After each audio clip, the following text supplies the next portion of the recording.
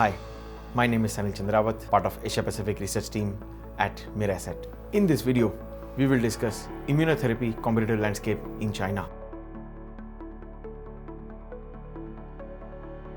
China's PD-1 sales is expected to grow at 36% CAGR from 2020 to 2025 to RMB 62 billion versus RMB 13 billion in 2020. This rapid growth will be mainly driven by significant medical demand to address a large patient population, favorable regulatory reforms to drive faster launches with bigger, wider indication coverages, and reimbursement expansion, bridging the gap between demand and supply.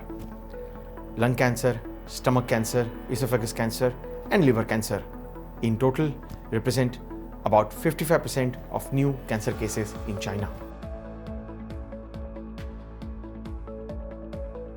In China, there are 142 PD-1 inhibitor related late-stage clinical trials ongoing, targeting cancer sites with higher incidence and frontline neoadjuvant treatment, compared to only a handful that have been approved so far.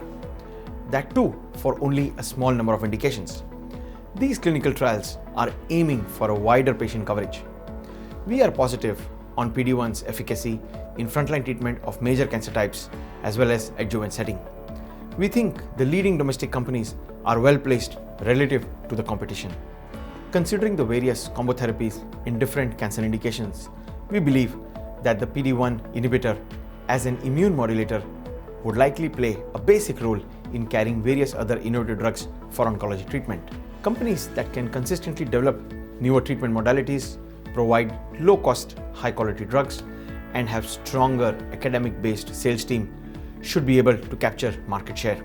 4 leading domestic companies are leading the way in approvals as well as in key large indications. As we can see from this table, while multinational companies were initially leading, 4 domestic companies have got approvals for their PD-1 molecule.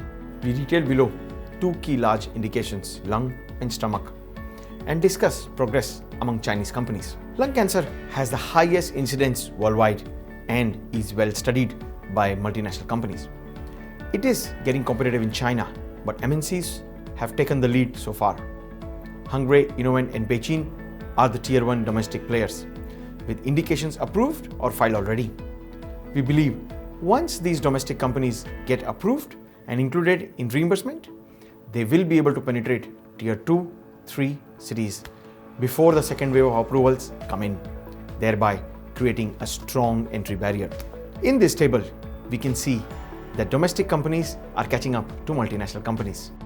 Stomach cancer. Stomach cancer is the second most prevalent cancer type in China, and new cases comprise 50% of the total incidences worldwide. This table again highlights the fast pace at which domestic companies are progressing their PD-1 molecules in China.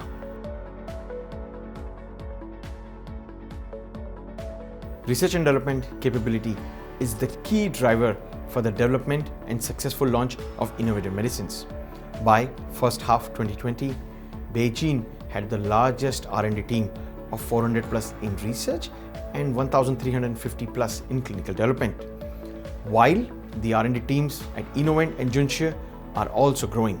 In terms of R&D expenditure, Beijing, Innovent and Junshi spent RMB 6.4 billion, RMB 1.3 billion and RMB 0.9 billion respectively in 2019. As we can see in these charts, the 3 domestic companies have progressed well in strengthening their R&D efforts as well as developing commercial sales team. In summary, we continue to be impressed with the pace at which domestic Chinese companies have progressed on developing immunotherapy pipeline, including PD-1 molecules as well as combination therapies.